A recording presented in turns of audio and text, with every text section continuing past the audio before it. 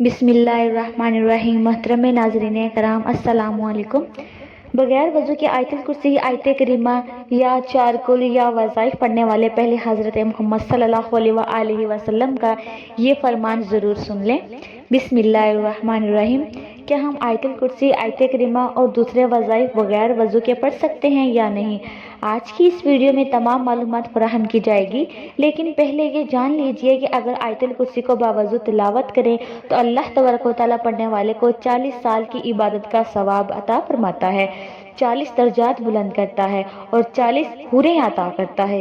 اگر آیت الکرسی کو پڑھ کر مرحومین کو ہدیہ کر دیا جائے تو اللہ تعالیٰ فرشتوں کو حکم دیتا ہے کہ اس کے لیے قیامت تک تسبیح کرے، 60 انبیاء کا ثواب عطا کرتا ہے، اس کی قبر میں 40 شمع داخل کرتے ہیں جس کا نور مشرق سے مغرب تک پھیل جاتا ہے، اس سے نور سے اس کی قبر وسیع ہو جاتی ہے۔ ٹانگوں میں درد کے لیے آیت الکرسی پڑھ کر اپنی ٹانگوں پر مسح کریں، اس سے چلتے وقت درد نہیں ہوگا۔ آنکھوں کی نظر کم نہ ہونے کے لیے 70 مرتبہ آیت الکرسی پڑھیں۔ دشمن سے امن و سلامتی کے لیے مٹی پر 41 مرتبہ آیت الکرسی پڑھیں اور مٹی دشمن کے سامنے ڈال دیں، اس کے شر سے سلامتی ہوگی۔ مرحوم کی قبر پر 7 مرتبہ آیت الکرسی پڑھیں، اللہ تبارک و تعالیٰ قبر پر رحمتیں نازل کرے گا۔ جلد سے جلد رہائی کے لیے 1000 مرتبہ آیت الکرسی پڑھیں۔ مریض کی شفا یابی کے لیے 3 دن لگاتار 101 مرتبہ آیت الکرسی پڑھیں۔ سر درد کے لیے 7 مرتبہ آیت الکرسی پڑھیں۔ لوگوں کے دلوں میں اچھی نیت سے محبت پیدا کرنے کے لیے 41 مرتبہ پانی پر آیت الکرسی پڑھ کر دم کریں اور پانی پلا دیں۔ لوگوں میں صلح کرنے کے لیے جامع مسجد کے راستے کی مٹی پر آیت الکرسی پڑھیں اور جن لوگوں کے درمیان صلح کروانی ہو ان کے سامنے پھینک دیں۔ کام میں آسانی پیدا کرنے کے لیے سورۃ الم نشرح اور آیت الکرسی 10 مرتبہ پڑھیں۔ بچوں کو بلاؤں سے سلامتی کے لیے 40 مرتبہ آیت الکرسی پڑھیں اور پھر لکھ کر بچے کے گلے میں ڈال دیں۔ ناظرین کرام، آیت الکرسی پڑھنے کے فضائل تو بہت زیادہ ہیں اور جہاں پر ہم اس کے چند خاص ذکر پر ہی اکتفا کرتے ہیں۔ ہر روز صبح شام پڑھنا چور ڈاکو اور آشفتگی سے تحفظ کا ذریعہ ہے۔ ہر فرض نماز کے بعد اس کا پڑھنا رزق میں فراوانی کا باعث ہے۔ اگر اس کو لکھ کر کھیت میں دفن کر دیا جائے تو وہ چوری اور نقصان سے بچ جائے گا اور اس میں برکت ہوگی۔ ہر روز فرض نماز کے بعد اس کا پڑھنا سانپ بچھو اور جنوں انس کے شر سے بچاؤ کا سبب ہے۔ اس کو گھر میں لکھ کر رکھنا چوری سے بچاؤ کا سبب ہے۔ اگر اسے لکھ کر دکان میں رکھا جائے تو اس میں خیر و برکت ہوگی۔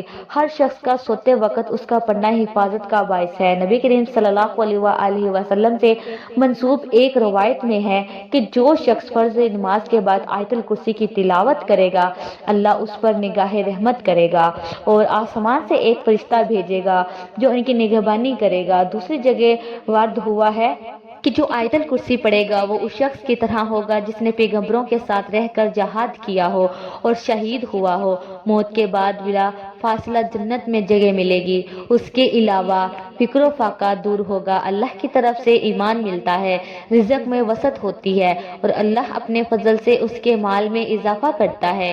نبی کریم صلی اللہ علیہ وآلہ وسلم نے فرمایا، اے علی، آیت الکرسی میں 50 کلمات ہیں اور ہر کلمے میں اللہ عز و جل کی طرف سے 50 برکات ہیں۔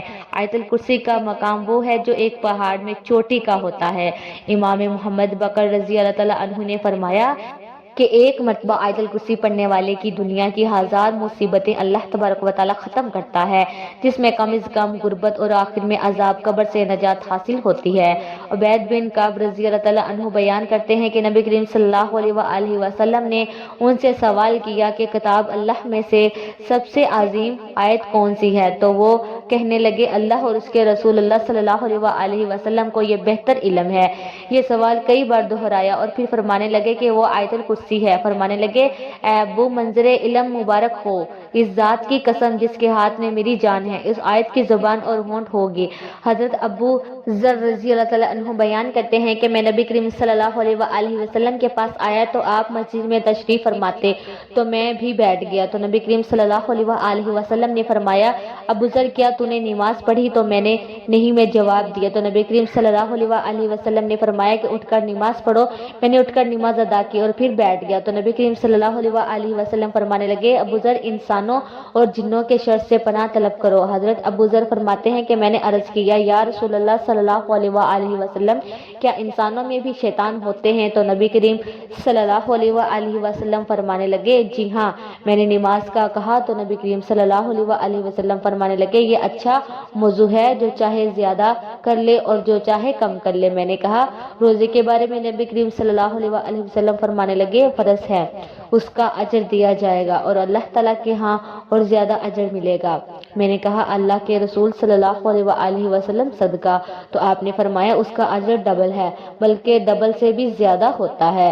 میں نے کہا، کون سا صدقہ بہتر ہے؟ تو فرمایا، کلیل اشیاء کے مالک کا صدقہ کرنا یا پھر فقیر کو چھپا کر دینا۔ میں نے کہا، اے اللہ کے رسول صلی اللہ علیہ وسلم، سب سے پہلا نبی کون تھا؟ آپ نے فرمایا، حضرت آدم علیہ السلام۔ میں نے کہا، اللہ کے رسول، کیا وہ نبی تھے؟ نبی صلی اللہ علیہ وسلم نے فرمایا کہ وہ نبی مکرم تھے۔ میں نے کہا، اے اللہ کے رسول صلی اللہ علیہ وسلم، رسولوں کی تعداد کیا ہے؟ فرمانے لگے، 310 سے کچھ زیادہ۔ ایک جم غفیر تھا اور ایک مرتبہ یہ فرمایا کہ 315۔ میں نے کہا، اللہ کے رسول صلی اللہ علیہ وسلم، آپ پر جو نازل کیا گیا ہے اس میں سب سے عظیم کیا ہے؟ فرمایا، آیت الکرسی۔ حضرت عبداللہ بن مسعود رضی اللہ عنہ بیان کرتے ہیں کہ انسانوں میں سے ایک شخص نکلا تو وہ ایک جن سے ملا اور وہ اسے کہنے لگا، کیا تم میرے ساتھ کشتی کا مقابلہ کرے گا؟ اگر تو نے مجھے بچھاڑ دیا تو میں تجھے ایک ایسی آیت سکھاؤں گا، جب تو یہ آیت گھر میں داخل ہو کر پڑے گا تو شیطان گھر میں داخل نہیں ہو سکے گا۔ ان دونوں نے مقابلہ کیا تو اس شخص نے اسے بچھاڑ دیا۔ وہ انسان اسے کہنے لگا، میں تجھے بہت ہی کمزور اور دبلا پتلا دیکھ رہا ہوں، تیرے بازو کتے کی طرح ہیں، کیا سب جن اسی طرح ہیں یا ان میں صرف تو ہی ایسا ہے؟ تو اس نے کہا کہ ان میں کمزور اور دبلا پتلا ہوں۔ اس نے دوبارہ مقابلہ کیا تو انسان نے دوبارہ اسے بچھاڑ دی۔ وہ جن کہنے لگا، تو آیت الکرسی پڑھا کر، اس لیے کہ جو بھی گھر میں داخل ہوتے وقت آیت الکرسی پڑھتا ہے اس گھر سے شیطان نکل بھاگتا ہے اور نکلتے وقت اس کی آواز گدھے کی آواز کی طرح ہوتی ہے۔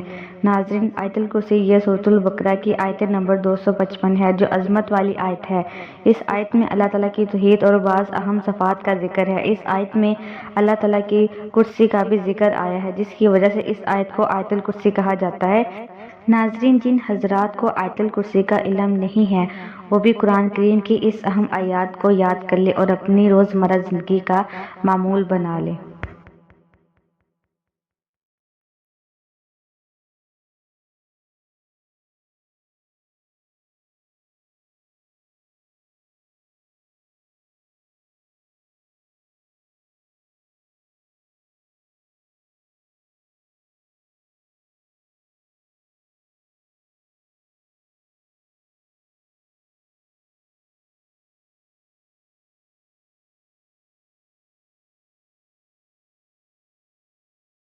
ناظرین، آئیے اب ہم اپنے آج کے اصل موضوع کی جانب چلتے ہیں۔ کیا بغیر وضو آیت الکرسی پڑھ سکتے ہیں؟ آیت کریمہ پڑھ سکتے ہیں؟ 4 کل پڑھ سکتے ہیں؟ تو سب سے پہلے جان لیجئے کہ نماز کے لیے وضو کرنا شرط ہے، یعنی جب بھی نماز ادا کرنی ہو تو اس سے پہلے وضو کرنا شرط ہے۔ اب یہاں سوال یہ بھی اٹھتا ہے کہ ایک شخص کا وضو پہلے سے ہی موجود تھا اور اگلی نماز کا وقت ہو گیا تو کیا وہ پھر سے وضو کرے گا؟ تو جان لیجئے کہ اگر وضو کو فاسد کرنے والا کوئی کام یا کوئی چیز اس کے ساتھ رونما نہیں ہوئی اور اسے کامل یقین ہے کہ اس کا وضو قائم ہے اور اگلی نماز کا وقت شروع ہو گیا ہے تو اس کے لیے وضو کرنے کی ضرورت نہیں ہے۔ لیکن یاد رکھیے کہ قرآن کریم کی تلاوت کرنے کے لیے وضو کرنا شرط نہیں ہے۔ ایک شخص بغیر وضو کے بھی چلتے پھرتے اور اپنے روزمرہ کے کام کاج کرتے ہوئے قرآن پاک کی تلاوت کر سکتا ہے، لیکن یاد رکھیں کہ قرآن پاک کو چھونے، پکڑنے اور قرآن سے دیکھ کر تلاوت کرنے کے لیے وضو شرط ہے۔ البتہ اگر آپ کو وہ سورت زبانی یاد ہے جو آپ پڑھنا چاہتے ہیں تو پھر اس کو زبانی پڑھنے کے لیے یا تلاوت کرنے کے لیے وضو کرنا شرط نہیں ہے۔ لہٰذا ہر ایک مسنون دعا، خواہ گھر سے باہر نکلنے کے لیے ہو، گھر میں داخل ہونے کے لیے ہو، سفر پر جانے کے لیے ہو، اذان کا جواب دینے کے لیے ہو، بیت الخلاء میں جانے اور باہر آنے کے لیے ہو، کھانا کھانے سے پہلے یا کھانا کھانے کے بعد کی ہو آپ بغیر وضو کے جب بھی چاہیں پڑھ سکتے ہیں۔ بہت سی دعائیں قرآن کریم سے لی گئی ہیں، جب ان دعاؤں کو بغیر وضو کے پڑھ سکتے ہیں تو قرآن پاک کو بھی بغیر وضو کے پڑھ سکتے ہیں، لیکن جب زبانی پڑھنا ہو۔ اب یہ بھی جان لیجئے کہ آیا ناپاکی کی حالت میں آیت الکرسی، آیت کریمہ اور 4 کل پڑھ سکتے ہیں یا نہیں۔ ناظرین جان لیجئے کہ بغیر وضو کے آپ تمام وظائف کو پڑھ سکتے ہیں، ذکر و اذکار کر سکتے ہیں، کلمہ شریف، درود شریف، جو بھی روزمرہ کے وظائف آپ پڑھتے ہیں وہ ناپاکی کی حالت میں بھی پڑھ سکتے ہیں۔ مثلا میاں بیوی نے آپس میں صحبت کی، غسل نہیں کیا اور سونے لگے تو وہ سونے سے پہلے 4 کل ضرور پڑھیں۔ اسی طرح اگر عورت حالت حیض میں ہے اور ذکر و اذکار کرنا چاہتی ہے، مثلا 4 کل یا درود پاک یا کوئی دیگر وظائف پڑھنا چاہتی ہے تو بغیر کسی تردد اور پورے اطمینان کے ساتھ پڑھ سکتی ہے۔ اب یہاں جو مسئلہ قابل ذکر ہے انتہائی غور سے جان لیجئے اور سن لیجئے کہ ناپاکی کی حالت میں عورت اور مرد قرآن کریم کی تلاوت نہیں کر سکتے، لیکن قرآن کی کوئی بھی سورت یا سورت جن کو ذکر و اذکار کے طور پر پڑھ سکتے ہیں یا وظیفے کے طور پر پڑھ سکتے ہیں، ان کو زبانی پڑھ سکتے ہیں، لیکن قرآن کی کوئی بھی سورت تلاوت کی نیت سے ہرگز نہیں پڑھ سکتے۔